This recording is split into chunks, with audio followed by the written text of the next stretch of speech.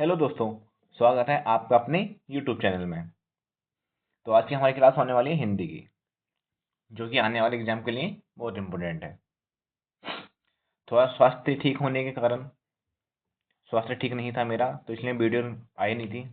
लगभग ज़्यादा से ज़्यादा गैप हो गया था, लेकिन अब स्वास्थ्य में कुछ लाभ है, तो ज़्यादा से ज़्यादा जल्दी से जल्दी वीडियो डालने की कोशिश करेंगे। ठीक है, तो शुरू करते हैं आज की क्लास। आज का पहला क्वेश्चन है, काम का नाम बताने वाले शब्द को क्या कहते हैं? ऑप्शन ए है क्रिया, बी है संज्ञा, या सी है सर्वनाम, या डी है इसमें से कोई नहीं। तो इसका सही आंसर होगा ऑप्शन ए, क्रिया। अगर हम संज्ञा की बात करें तो संज्ञा होते हैं किसी किसी व्यक्ति स्थान आदि के नाम को संज्ञा कहते हैं। किसी व्यक्ति स्थान आदि के नाम को संज्ञा कहते हैं।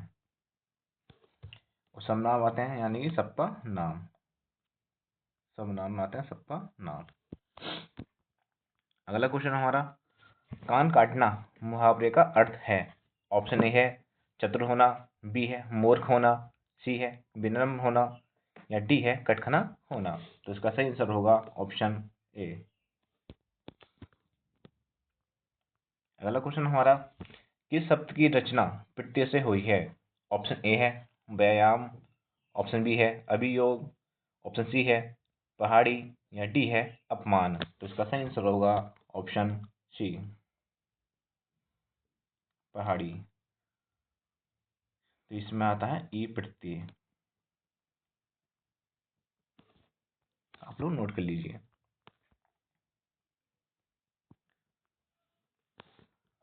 अगला क्वेश्चन है, संपूर्ण विश्व में संचार का सबसे तेज व सस्ता साधन कौन सा है?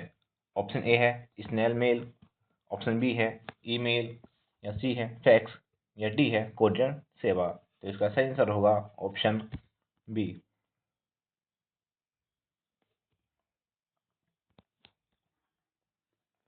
अगला क्वेश्चन है, जौनसारी में साधारण पद्धति वाला विवाह है? ऑप्शन ए है तत्सम, ऑप्शन बी है बेवाकी, ऑप्शन सी है बाज दिया, या डी है बोई दो दी की। इसका सही आंसर होगा ऑप्शन बी।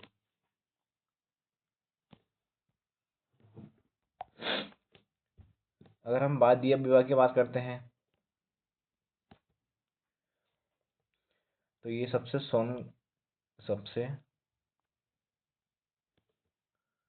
शान और शौकत वाला विवाह होता है। शान शौकत वाला विवाह, शान शौकत वाला विवाह होता है ये। अगर हम यहाँ बोई दो दिकी की बात करते हैं,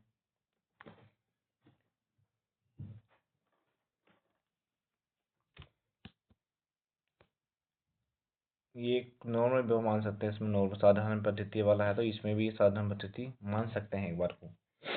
लेकिन इस बेवाकी में और इसमें अंतर होता है दोनों में। आप लोग नोट कर लीजिए ये भी। अगला क्वेश्चन है, मोचंग बना होता है? ऑप्शन ए है लोहे का, ऑप्शन बी है तांबे का। तो इसका सही आंसर होगा ऑप्शन ए। अगले क्वेश्चन को चलते हैं। अगला क्वेश्चन है, निम्न में से गढ़वाली भाषा का प्रथम पत्र कौन सा है? ऑप्शन ए है विशाल कीर्ति, ऑप्शन बी है समय विनोद, या सी है शक्ति, या डी है अल्मोड़ा अखबार। तो इसका सही आंसर होगा ऑप्शन ए, विशाल कीर्ति।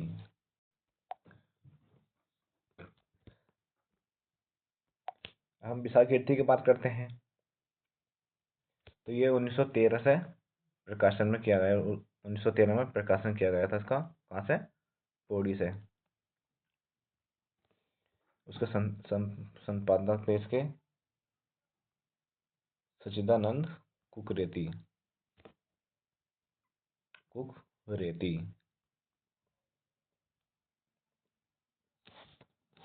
ये भी आप लोग नोट कर लीजिए। अगर हम समय विनोद की बात करें तो इसका प्रकाशन हुआ था 1868 में, 1868 में।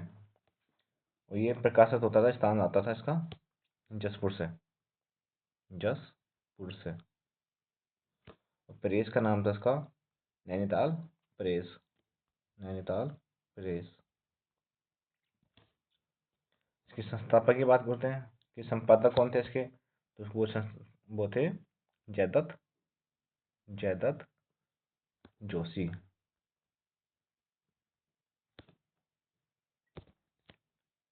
इसकी हम बात कर रहे हैं कि काय में था, ये था हिंदी और उर्दू में, हिंदी प्लस उर्दू में। ये भी आप लोग नोट कर लीजिए। अगर अगले की बात करते हैं हम शक्ति की, शक्ति समाचार पत्र, तो इसका प्रकाशन होता है 15 अक्टूबर 1918 को। स्थान आता है हमारा अल्मोड़ा।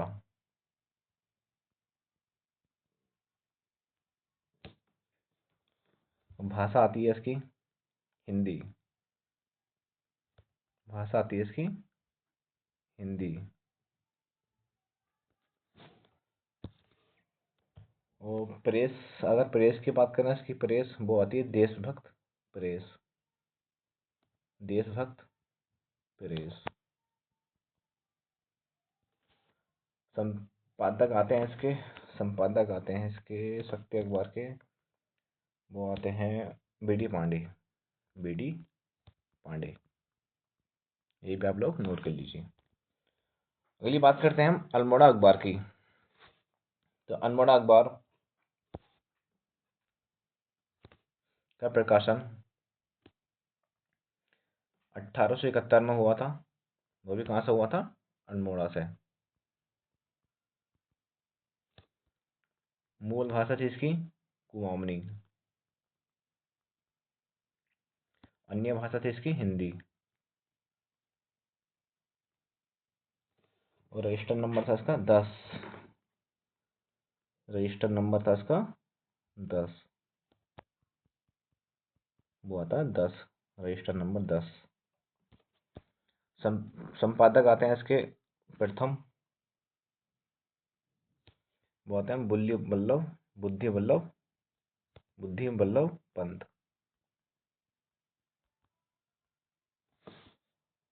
उसके बाद आते हैं बीडी पंत, मुंशी इम्तियाज अली, मुंशी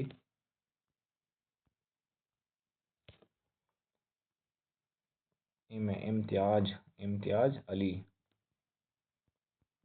और जीवानंद जोशी। ये भी आप लोग नोट कर लीजिए। हाँ, एक और इससे संबंधित संस्था आती है अल्मोड़ा डिबेटिंग क्लब।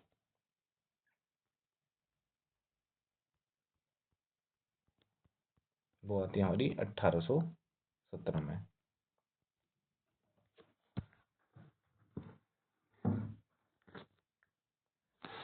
और ये अल्मोड़ा अखबार 1918 में बंद हो गया था, 1918 में बंद। और किसने करा था, ये करा था कमिश्नर लोमस ने, लोमस। ये भी आप लोग नोट कर लीजिए। अगला क्वेश्चन है हमारा, हिंदी में कितने वचन होते हैं। ऑप्शन ए है 1, बी 2, 3 है, फिर 4। तो सही आंसर होगा इसका ऑप्शन बी 2। अगर संस्कृत में पूछा जाए तो संस्कृत में वचन होता है 3, एक वचन, दो वचन, बहुवचन।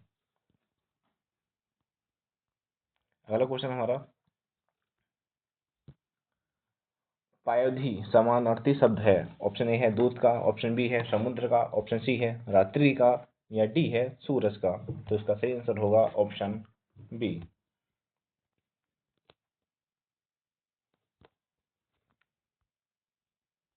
अगला क्वेश्चन हमारा, संचार में शोर का मतलब क्या है? आप लोग ठीक कर लिए, ये संचार में शोर का मतलब क्या है? ऑप्शन ए है संचार प्रक्रिया में तेजी, ऑप्शन बी है संचार नहीं कर पाना, या सी है संचार प्रक्रिया में बाधा, या डी है इसमें से कोई नहीं। तो इसका सही आंसर होगा ऑप्शन सी। अगला क्वेश्चन हमारा कि संत मंगलिया उपन्यास के लेखक हैं। ऑप्शन ए है सुरेंद्र पाल, ऑप्शन बी है सुरेंद्र भट्ट, ऑप्शन सी है मोहन सिंह। तो इसका सही आंसर होगा ऑप्शन बी, सुरेंद्र भट्ट। अगला क्वेश्चन हमारा,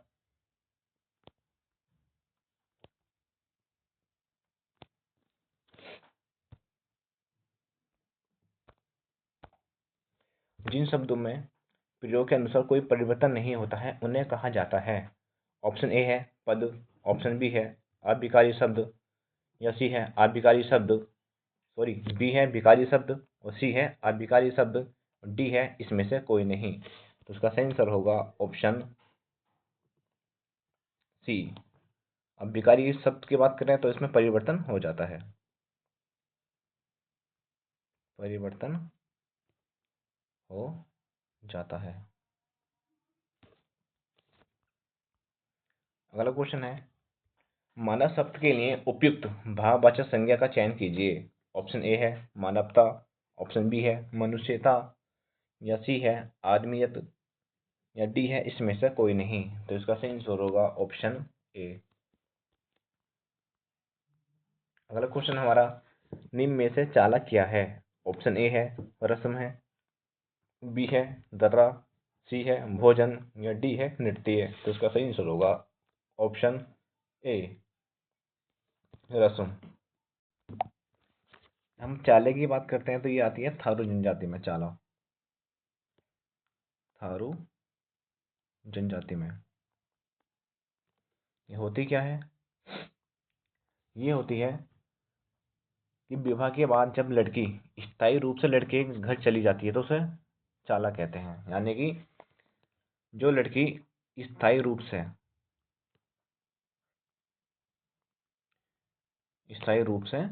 लड़के के घर चली जाती है उसे चाला कहते हैं। ठीक है, आप लोग नोट कर लीजिए भी। अगला क्वेश्चन है, कमर को जौनपुरी भाषा में क्या कहते हैं? ऑप्शन ए है कमर, क्वेश्चन है 15वां, कमर को जौनपुरी भाषा में क्या कहते हैं? ऑप्शन ए है कमर, बी है कैवा, सी है पीठ, या डी है टिगड़ो। तो इसका सही आंसर होगा ऑप्शन डी।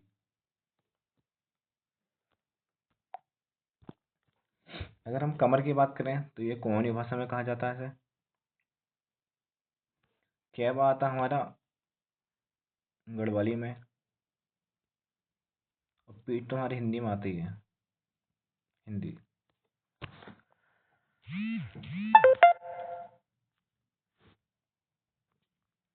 अगला क्वेश्चन हमारा कि खीर को गढ़वाली में क्या कहते हैं? ऑप्शन ए है खीर, बी है तस्मे, सी है खोर, या डी है इसमें से कोई नहीं। तो इसका सही आंसर होगा ऑप्शन बी, तस्मे। गढ़वाली भाषा में तस्मे कहते हैं और कुआवनी में कहते हैं इसे खीर।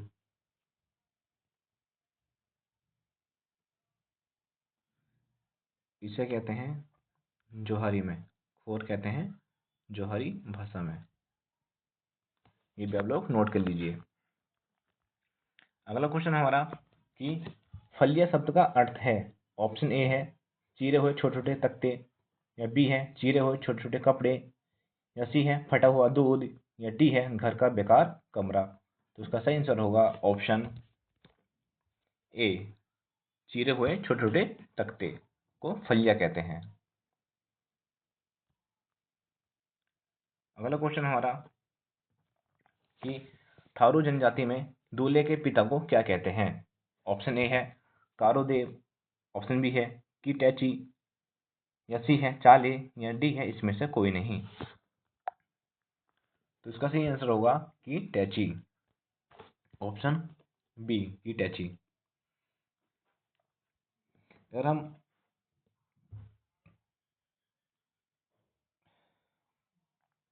कारुदेव की बात करें तो ये होता है गिरे देवता।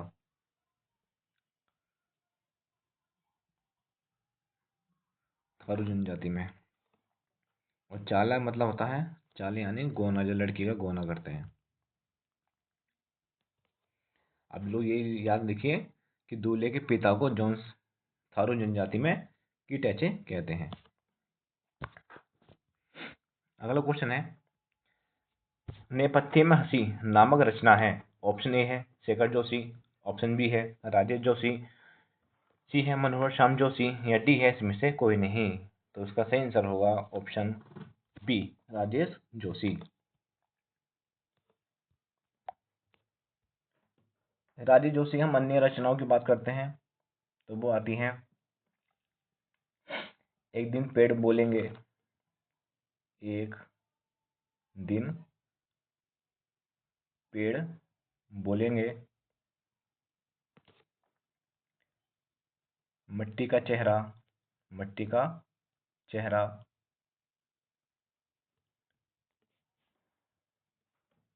मारे जाएंगे, मारे जाएंगे, या एक इम्पोर्टेंट रचना आती है इनकी, जादू जंगल।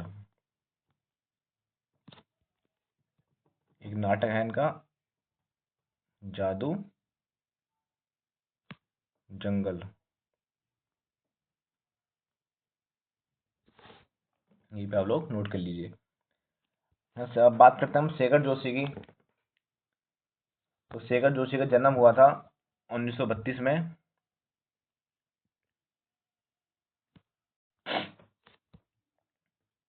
1932 में जन्म हुआ था इनका, वो हुआ था अल्मोड़ा में। अगर हम इनकी रचना की बात करते हैं शेखर जोशी की, तो सबसे इंपॉर्टेंट रचना आती है इनकी दार्जियू। दार्जियू। अगली आती है नौरंगी बीमार है। नौरंगी बीमार है। और इसके एक इंपॉर्टेंट इसकी आती है इसके बाद, वो आती है गलता लोहा।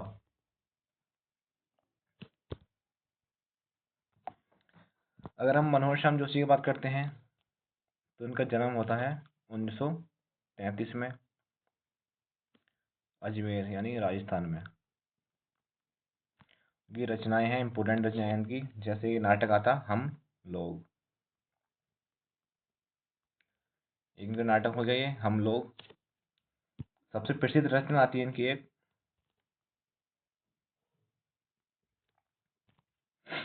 वो आती है क्या आप, दूसरी आती है कसप।